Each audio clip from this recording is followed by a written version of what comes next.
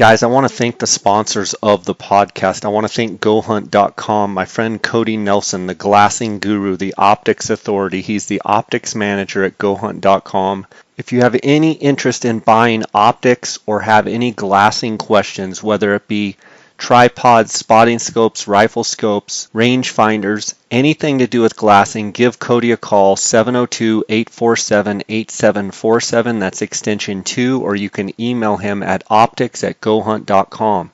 You can also send him a text or call him on his cell phone at 602-399-3699. Guys, right now at GoHunt.com Insider, you can take advantage of the free trial. Go to GoHunt.com/JScott. You're going to be able to take advantage of a free trial of the Insider. GoHunt is always adding more value for their Insider members. They've now added real 3D maps as a part of Insider for no additional cost. What an incredible value. Very soon they're going to have their mobile app up as well.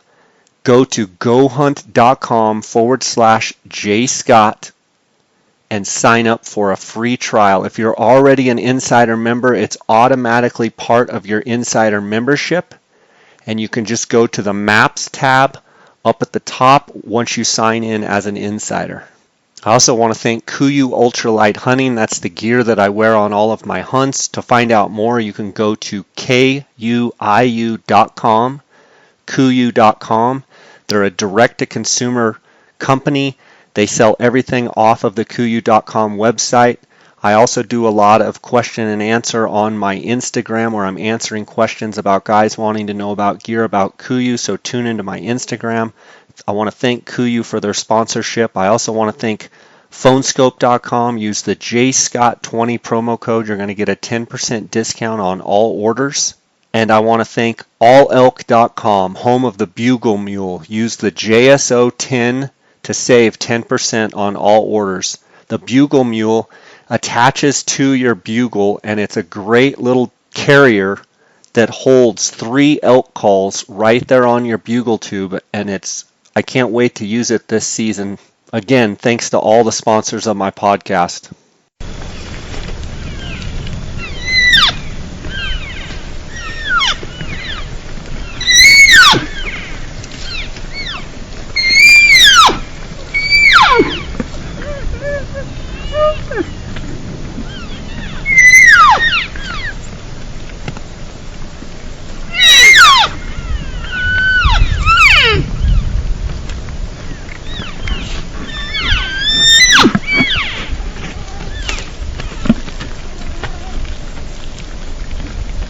Interesting. Well, let's play this clip, and we're gonna I'm gonna let you set this clip up before you play it, so everybody can hear it live, and then you and I will come back and talk about it, kind of go through it and play it as well. Okay. So you want me to set it up now? Please. All right. Part of what I do, this is kind of what I talk about in the elk module, Rural Hunting Resources, the Elk Institute, is, I monitor and kind of study vocalizations, communication behavior year round. And so part of what I do is in the summer, going up and keeping tabs on a number of different cow-calf groups and try to get in there and get good video footage of their interactions. Well, one of the places that I go is Rocky Mountain National Park. Every year we try to pull up, or when I'm going in there to film, I'll pull a permit and go in there and spend some time and see if I can't figure out where cow-calf groups are and figure out if I can get in there and get some good vocalizations and communication. One thing that, and it doesn't matter if you're talking Rocky Mountain National Park, if you're talking Banff, if you're talking Yellowstone, a lot of these places, elk are very habitual, or elk are one of the animals that are easily habituated to human presence. And so you can find them in and around humans, especially if humans keep the predators away. Well, Rocky Mountain National Park is definitely one of those places where you can find some really good cow-calf groups and really good elk groups down in and around people. Now, while the good part about that is you can find them easy, kind of the bad part is you end up, if you can find them and you're next to a road, well, so does 8,300 other people. Everybody just piles in. All right. And so the other flip side of that, the good part about it is when you have human disturbance, whether it's roads, whether it's hikers, whether it's photographers or whatever, when you have a lot of human disturbance and you have a lot of noise, like road noise or whatever, it creates a higher level of disturbance that the elk have to deal with, which means, and I talk about this see you first, hear you second, smell you third principle, they cannot keep visual contact with one another as easily. And more importantly, they can't hear one another as easily when they're in and around the roads and stuff. So oftentimes, by default, we end up with awesome behavior, body language, cues, or awesome vocalizations. They're talking more and louder than they normally are because they have to deal with everything else that's going around. So sometimes the best places to video and record vocalizations and behavior are right next to the roads. Well, unfortunately, anytime you're going to be stopped looking at elk with a big tripod and a big professional-looking camera with a big honking shotgun microphone, everybody drives by and they're like, what is that guy watching? And so everybody just piles in around you and wants to know what you're doing. So this particular clip, all right, you're going to hear some road noise. You're going to hear some people noise. People, the cameras, shutters falling with a camera. You're going to hear vehicles going by. But just try to tune that out and just listen to what the elk are doing. And then the other half of this setup is, and we'll touch on this here in a minute. The cool thing about this is if anybody that's a subscriber, you'll be able to see this video. I'm going to be putting this video on the website here pretty quick. You get to see the entire action. What basically these cows come out of the timber, they come into this open little strip along this roadway. They're working their way parallel to a road and they're headed to a huge open meadow.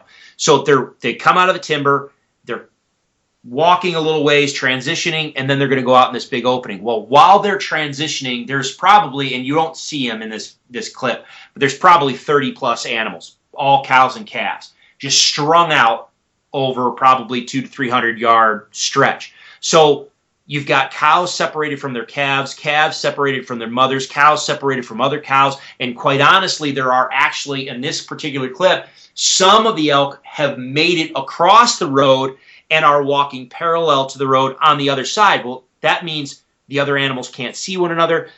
It was an absolute prime and ready-made situation for vocalizations and a lot of behavioral displays. So that's why I hit when I saw it, I was like, oh yeah, I'm staying. I set the camera up, hit record. But the beautiful thing about this whole thing is you get to watch everything unfold and you get the context. And we'll talk about that here in a minute. So that's what's going on. These elk have come out of the timber, are feeding and walking their way parallel to this road on their way to a larger meadow where they're going to feed all night. Okay, that sets it up perfect. So I'm going to play this audio here for the listeners, and then we'll let it play without stopping it, and then we'll come back on the back end and play it and kind of discuss it. So sounds good. Let's hear from our sponsors first before I play the audio, and then we'll go right into the audio, and then Chris and I are going to come back and give some commentary.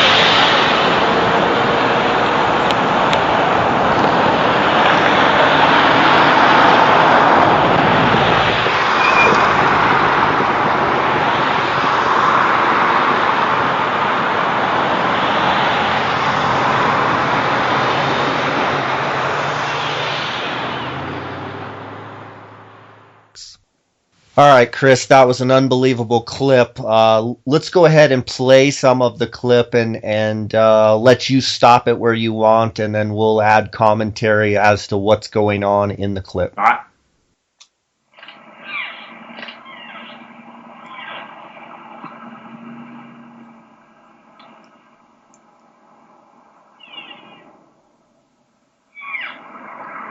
Perfect. All right, I'm going to stop right there, Matt. That's an estrus call, Chris.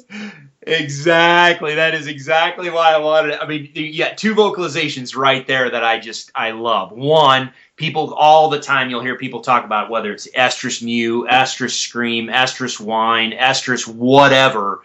A lot of them will be, it has to, that real raspy, gravelly mew. Well, sorry, folks. I've got so much video footage of that. This is July. She's not an estrus. I'll tell you that right now.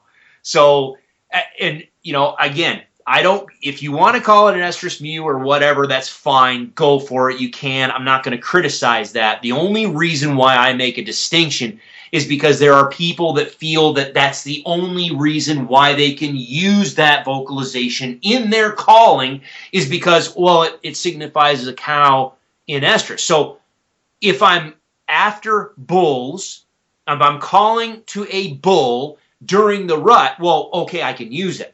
But if I'm a cow hunter, cow elk hunter, well, then it's not going to work for me because, you know, cows don't care about other cows in estrus. Or if I'm late season elk hunting and I'm trying to call, and again, if I'm calling cows during a late season, well, you know, they're not in estrus, so this isn't going to work. No, it has nothing to do with estrus. It absolutely is a legit vocalization. Use it. You know, again, we talk about it at length in the elk module, but I mean, you're dealing with an elk that is seeking somebody desperately. So it absolutely has relevancy in your calling scenarios, whether it's whether you, Jay, you're talking about starting your Utah elk hunt early in August, or whether I'm late rifle end of, you know, November somewhere, dude, that vocalization works. I mean, it does. It flat works. It's not one that I, you know, just jump right into. It's more of an aggressive vocalization, and more, you know, I'll add those in if I'm getting a little bit more aggressive with my cow calling, but there you go. I mean, okay, so let me see if I hear you correctly. You are saying that is the sound that many have coined the term estrus call, estrus mew, estrus scream, whatever. Yes. You're saying that is the sound, but what you're saying is this is July, and so that is actually a sound that they use all the time. Yes. So my question is it an excited call? Is it a demanding call?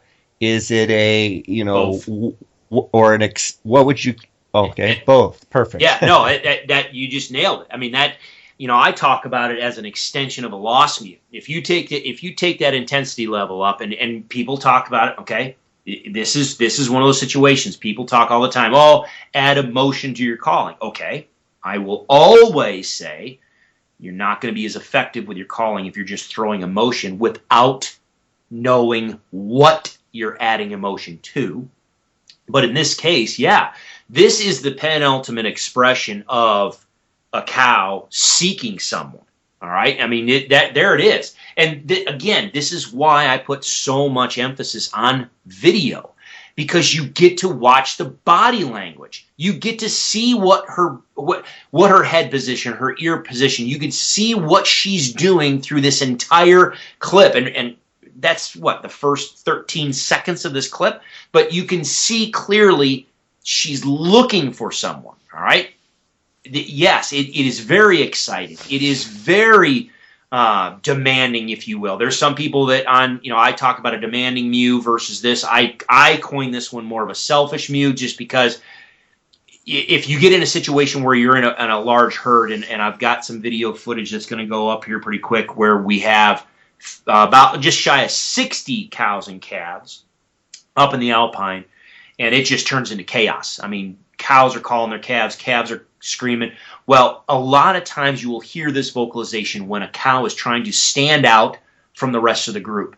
And so I originally was like, well, it's not really an estrus. It's more of a selfish type of, she's trying to command the attention. She's trying to separate herself out from everybody else that's talking. She's trying to pull the attention to her. She's trying to get those animals to listen to her and do whatever it is that she's saying before it or after it. So I always coined it as a selfish mew. Now, some people would say, well, why wouldn't you say a demanding mew? Well, there's a couple things that cows do that are vocalizations that end up being demanding, so anyway, I mean, there's a lot of discussion around it, but bottom line, yeah, this is absolutely excited. This is absolutely demanding in its nature.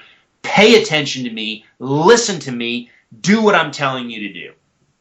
And then the other thing that you heard in there is a vocalization I always talk about, is that assembly mew. Short on the high note, long drawn out low note. Man, come to me. In this case, she is either looking for a calf or she's looking for another cow that's in and around her and somewhere nearby. Now, later on, I can tell you, I think she was separated from her calf and starting to get desperate about it. But doesn't matter. The relevant part about that is here are specific vocalizations that I talk about all the time. And she walks out of the timber and boom, she just starts firing them. And well, as you heard with the clip, she just doesn't stop. And so for people listening and for myself that try and translate this into our own calling, what would you recommend as far as using this call and when to use it and how do you put this into your own calling? I will use it as a supplemental vocalization. People, you and I have talked about it last year, and I talk about it all the time. Is about whether I do a passive strategy or a targeted strategy. Passive strategy on calling is where I'm not really talking to any elk outside. I'm not talking to elk off in the distance. I'm just portraying the image. I'm just a cow and a calf or whatever in this tight little group, and we're talking amongst ourselves. Versus a targeted strategy where I am in fact speaking to elk that are away from me that I see or I hear or that I'm interested in. It's the same thing that elk do. They will either talk to themselves using chirps and mews, or they will use a targeted vocalization strategy using assembly mews, lost mews, whines, frustrated whines, aggravated whines, that type of deal, which you hear her do through this whole thing. And most of the time I'm going to be using a targeted vocalization strategy, okay? But I always will start low key. I'll start with my lost mews. I will add in those. I'll make vocal contact. I will switch to the assembly mews. I will go that whole thing. Now, if they are not responding the way I want them to or as fast as I want them to, that's when I start adding in whines, long mews, all sorts of other stuff. And this is one of those vocalizations that I will add in, again, to just say, dang it, pay attention. Try to stand out from everybody else and just command that attention. Selfishly say, dang it, listen to me. Not the cows that you're with, not not that other bull and his other cow. No, pay attention to me. So I will add it as a supplement when I need to step up the intensity level of my calling sequence because they're not doing what I want them to do as fast as I want them to do it. And only if I need to. Again, I don't elevate my intensity of my calling any more than I absolutely have to. So you don't just start out just right off the bat with the excited calling and go right into it. Have you found where that can actually work against you? Well, for me, and you and I have talked about it, and I talk about it on the website quite a bit, is, in some of these heavily hunted areas, whether, again, we talked about it, and I think in a previous episode, there's all sorts of factors that go into how an elk is going to respond to our calling. Human interaction and hunting pressure, that's only one, aspect. The herd dynamics of the elk that are in that area, that is going to affect it. The age structure of the herd dynamics, that's going to affect it. So there's all sorts of environmental factors and elk related factors in your area that are going to predetermine how those elk want to engage or interact with one another right off the bat. So I always start low key and work my way up, because sometimes you'll slip into a situation and a low key, that's all they need. And quite honestly, sometimes that's all they want. If they don't respond favorably when I start low, I can always step myself up. But if you jump in aggressive, sometimes you can alter their behavior, put them on edge, make them uneasy, to where now you've altered their behavior. They're going to be either moving away from you, and they may not even know that you're a hunter. They just may not want that engagement with that type of, if you're sounding like a bunch of cows and calves calling, you're an aggressive cow or a very intense cow. There's some times where you get these, you've got a younger age class bull, maybe he's a 4-year-old bull, he's got 4 or 5 cows, and there's really not many bulls around. Man, sometimes those cows are like, you know what? We've got our bull. We don't want to lose him. We're out. We don't want to deal with another aggressive cow. And if you want, we can dive into all that stuff and why that might be the case. But if you dive in aggressive right off the bat, you got nowhere to go. You got nowhere to go until you let them settle down. So I always start low, build up if I need to. Well, and I think you have to judge what you're hearing as the hunter, and with your different strategy. You talk about targeted strategy, you talk about passive strategy. For me, when I hear stuff going crazy and chaos, you got to kind of get into the chaos to have them pay attention to. Yes.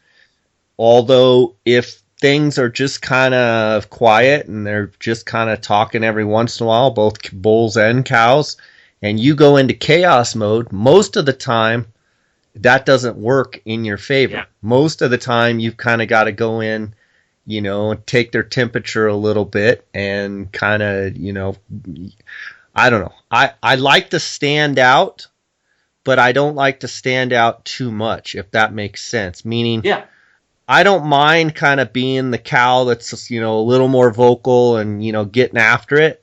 But I think there's times when it can kill you too. Because if there's cows that are like, you ain't going over there to her, yeah, they go the other way, then the bull is forced with a decision, follow them or come over to me. Yeah, and which one's he going to choose? Well, he's probably going to choose the ones that he's been with all day. There you go. And that's the thing, is people all the time, they'll say, well, he was bugling at everything I gave him, but he was just he kept walking away. Yeah. For the guys, and it doesn't matter if we're talking elk or humans, for guys, the more the merrier. If I've got a lady interested in me, hey, let's go. I'm sure my wife won't like that. And so she's like, no, we're leaving. So, yeah, that's the thing.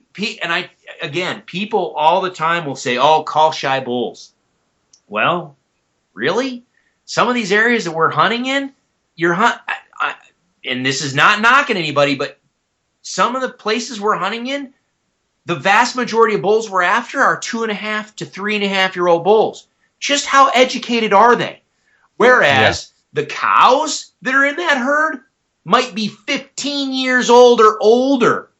Those ladies have been there. They've done that. They've been around the block a time or two. So when they have their bull, a lot of times I really do believe it's the cows pulling the bulls away. They're like, nope, we do not want to be, and I talk about this, but we don't want to be with other cows because we're going to have to figure out our new pecking order, and then we're just going to take our bull and we're going to leave. The ladies leave, he's bugling, but he's going to stay right with the girls that he's with. He's going to bugle the whole way, and then you're going to be stuck behind him, walking away as you go. Whereas if you just started low-key to begin with, you might have been able to tell pretty quick that, oh, wait a minute, those cows don't want any part. No, okay, they don't want any part of me. I haven't moved them yet, but they don't like it. So, okay, stop. Maybe I'll use a bugling or a bull vocalization strategy. Okay, I need to do something else. Whereas and you've seen it, Jay, on some of the videos. Sometimes I get in there and I start calling. I'm not calling to the bull. I look up and I'm like, wait a minute, the cows are interested in my calling. I'm just going to put the wood to them. I'm going to call the cows. I'm going to sucker some of the cows out of the group and anticipate that bull coming out and following those cows and trying to round them back up. So by starting off low key, I can take their temperature just a little bit, see the reaction, and then adjust from there without sending the whole herd off, putting the whole herd on alert. Chris, I've got one question for you, and it actually doesn't exactly relate to real elk sounds. But for the listeners out there, in your opinion, how do the cows choose the bull that they want to breed them? Great question, man. Goodness gracious, that was a deep one. And the funny part is we just had a similar question come up on the forums, and whether or not a cow chooses the same bull year after year. That one. And when you say forums, you're talking about the Row Hunting Resources Elk Module forum. Yes. Okay. Yes. Sorry. Okay. So yeah, that was another good one. So yeah. All right. There is a very, very famous researcher, Valerius Geist, who has published a lot of stuff on elk behavior and communication. He originally theorized, hypothesized, or said, because I've got it in writing here in my book, that cows choose the bulls based on the larger antlers and the larger antlers and the more symmetrical antlers. I disagree with him.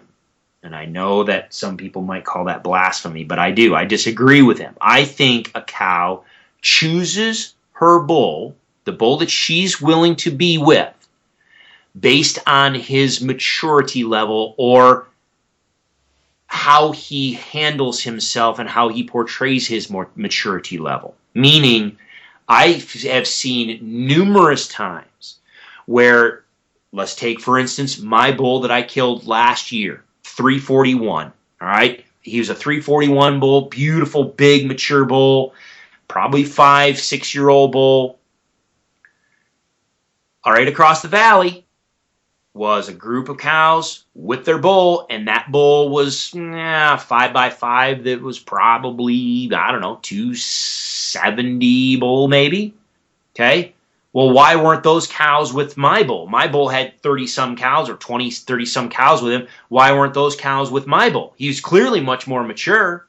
Well, if you watch a bull's behavior, and I talk about this all the time, lovers versus fighters, the same thing goes. You've got some bulls that are just act stupidly immature. Trying to think what year it was. It's on the YouTube. It's on our YouTube channel. It's called High Country Redemption. I think it's called High Country Redemption. I shoot a 6x6. He's a 3-year-old 6x6. I missed a really big 5x5, nice 4-year-old 5x5 that was in control of about, 12, 15 plus cows. I missed him. Blew the whole group out. They left. Some of the cows came back.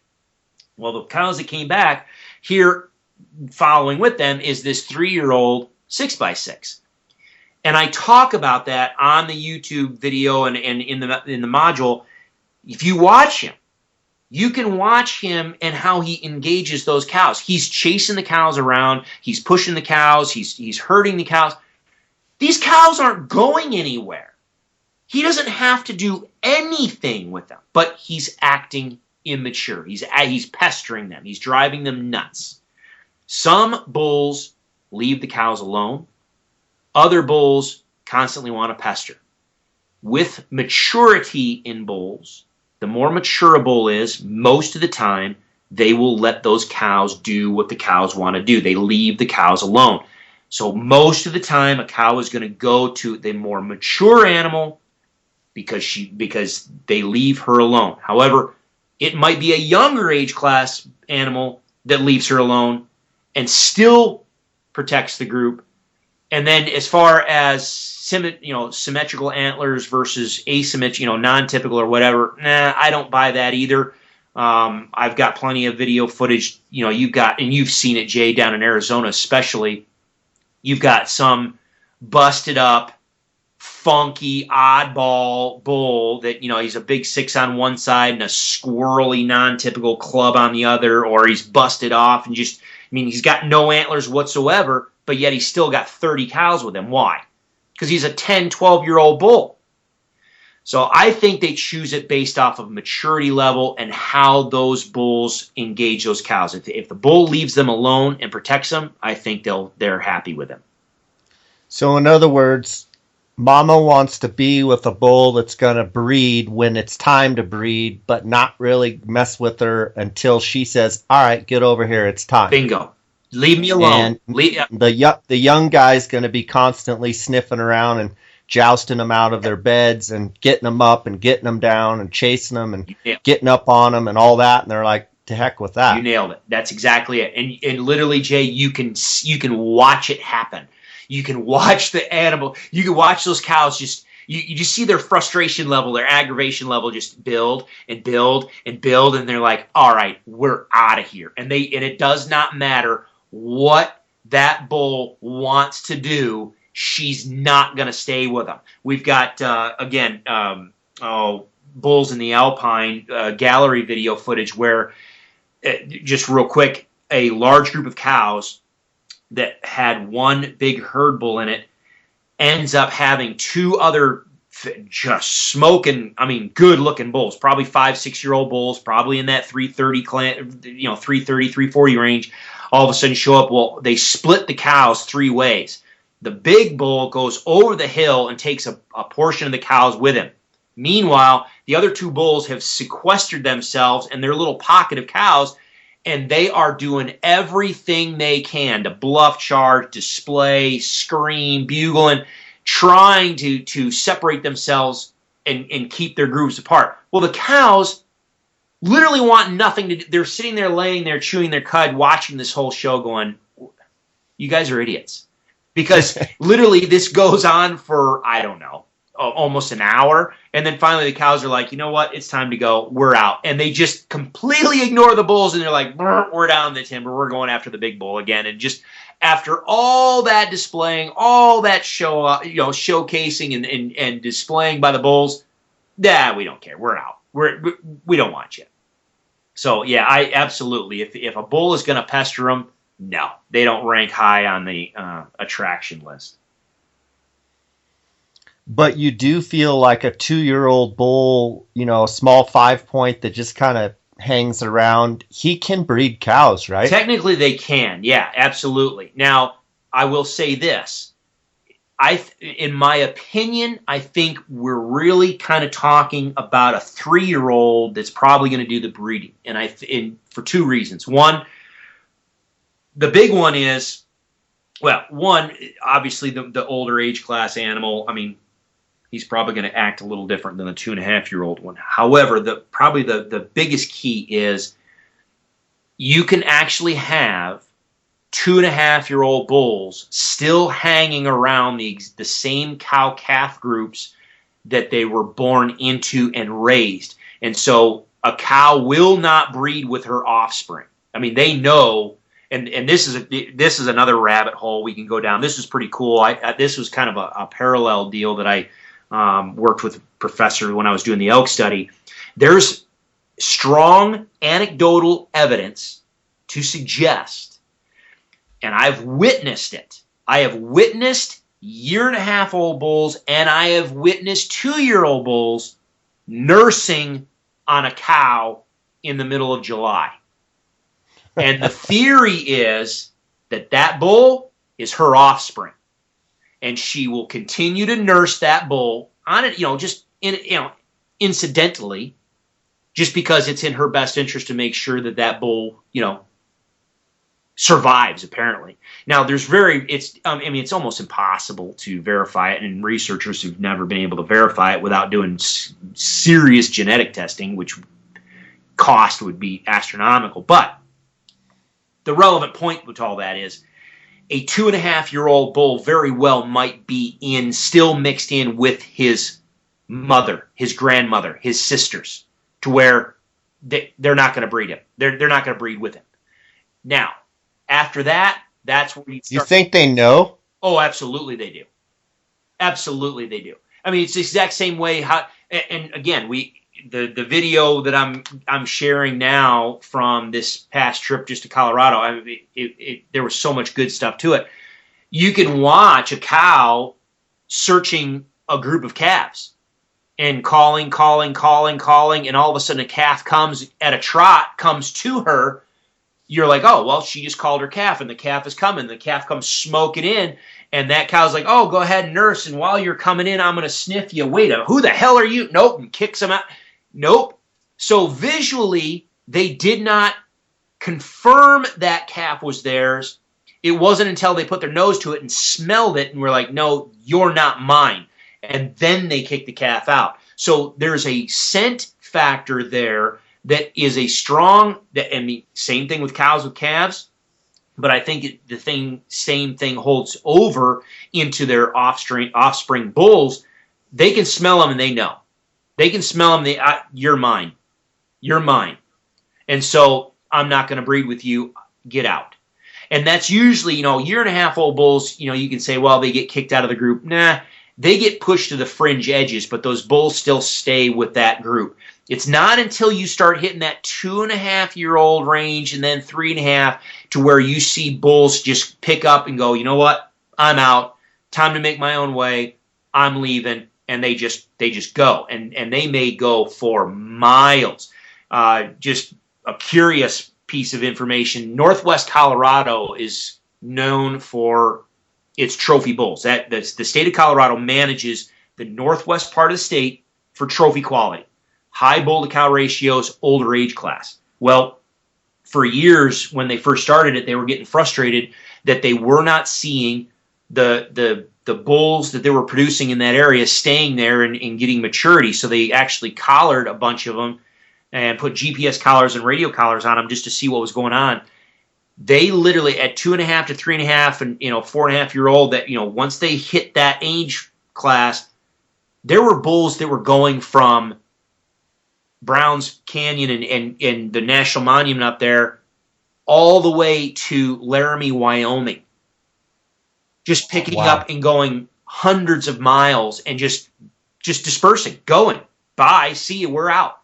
So it's not until you hit that 2.5 to maybe into 3.5-year-old range where you start having those bulls wander away from their maternal group that they were born into.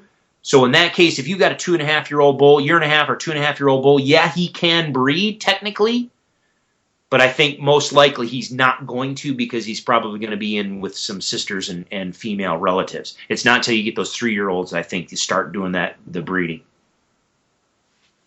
Great stuff. That was a great little bunny trail.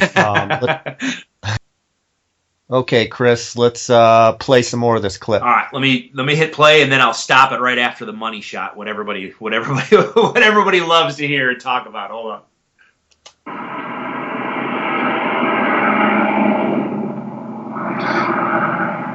All right, now during these dead moments like this, they're just feeding and just kind of relaxed and just kind of wandering and walking, and they're just kind of moving down along parallel to this road.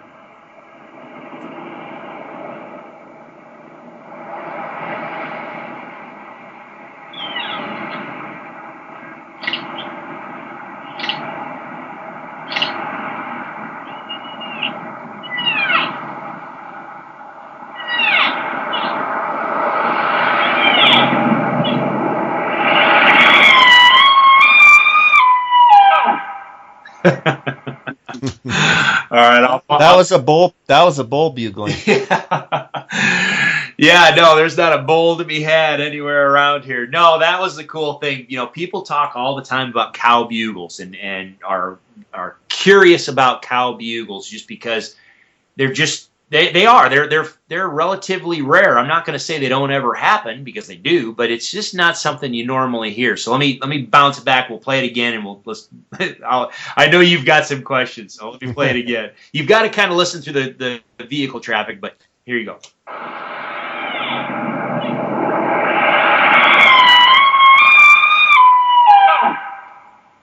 That's just perfect. That's perfect.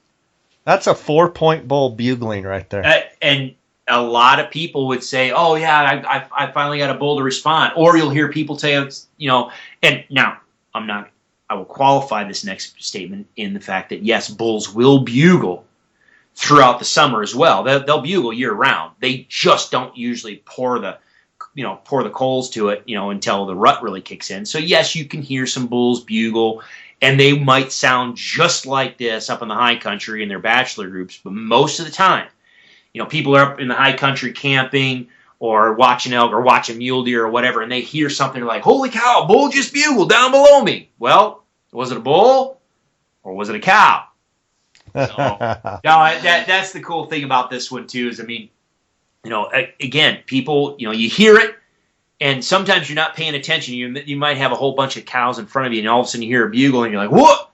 And you weren't even paying attention to the girl that said it. Or you'll hear people talk about, "Oh, here's a cow bugle. Here's what it means," or "What does it mean?" About, again, without having video and being able to see the entire context, it's very difficult to tease out, is it something that's even important? So in this case, and the other thing too, for people to understand, I did take out some dead sections in here. So it is truncated. This is a 5-minute, I've put together 5 minutes of literally almost 30 minutes of activity that was in and around me. So I didn't. These aren't stacked on top of one another per se, but I did take out a few dead spots. But in this case, there was very little dead spot between the first clip and this.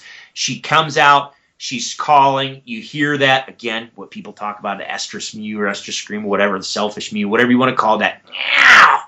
She starts vocalizing that way. She gives an assembly mew. Nothing happens. She starts walking. You can hear. This is when, again, here's this frustration starts coming in. You can see her body language. You hear those frustrated whines start coming in, and she stops. She turns. She looks back into the timber, back behind her, and she just rips it. So it just, again, it's one of those vocalizations you don't hear often, a lot of times, but it happens. I wonder how many times I've actually heard that and thought it was just a 2-year-old bull or spike, or because I've heard spikes bugling, and Yep. But I've never heard a cow bugle that I know of. And when I saw this clip on the that's going on the elk module, I'm just like, no way, that cow just bugled. Pretty dang cool. In your mind, how does that help a hunter knowing that cows actually make those sounds? And would you incorporate that into your strategy, into your calling of a bull? That's a situation I would put the cow bugle right there squarely in the wheelhouse of that selfish mew, or what people call that estrus mew, estrus scream. It is, you're talking about the ultimate level of frustration, and she is desperate to find someone. So, and most of the time, and I'll bet you any money, if you start going back through and thinking about all the times that you may have heard it, it was probably in a situation where you had multiple elk. You probably had a situation where there was a lot of stuff going on, and there was animals strung out across a large distance, okay? So if I'm in those situations and I'm doing whatever, and Jay, you know it best, I mean, in the situations that you've been in, and even some of the stuff that, even our first episode, there's some times where you get in these larger herds, and it's just absolute, utter chaos that you've got to do something to stand out. I take that back. If the cover's good in those situations, keep your mouth shut and just slip in and get in position. Who your previous guest there, one that killed 50 bulls in less than 50. Michael Park. Michael Park. He said it best. He's like, just slip in there and kill him. Just, again, calling is a tool just to help you fill a tag. It's not that I like calling, but you don't have to call in order to kill an elk. So if you're in those situations and you can move in and just slip in and go, do it. But if you're in a situation where they're going to skirt you and they're going to be outside of your range and you need to do something to try to pull some of those animals to you, that is where I start building the intensity in my calling. I start adding those frustrated whines, those aggravated whines. I will throw in those selfish mews, and I will hammer them. And if I need to, heck yes, I'll throw in a cow bugle. It can't hurt. But the big thing with this is, and if you listen to her, let me just play it again. Listen to the structure of it. Listen to how clean and fluty it is.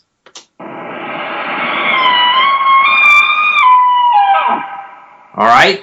If you want to do a cow bugle, this is where mouth diaphragm is where it's going to be at.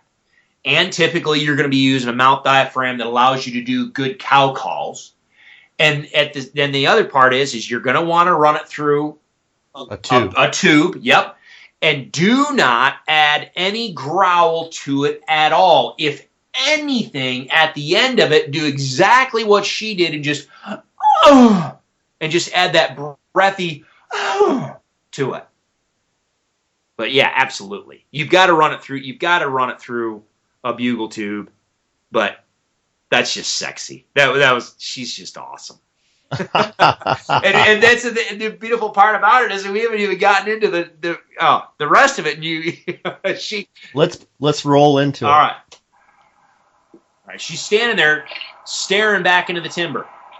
And someone's taking a picture of her Yeah. right now. Okay, let me pause it real quick. Just give you some context. You guys can watch it on my website there, the elk module. But right now, she's looking back in the timber. She's trying to see who's following her. I pan back. No, whatever's coming in the timber, that's not who I'm looking for. So she whips around, and her and the other cow and calf that are following her, they look back. They're looking across the road now, and this is where she's like, wait a minute, who the heck is across the road behind me?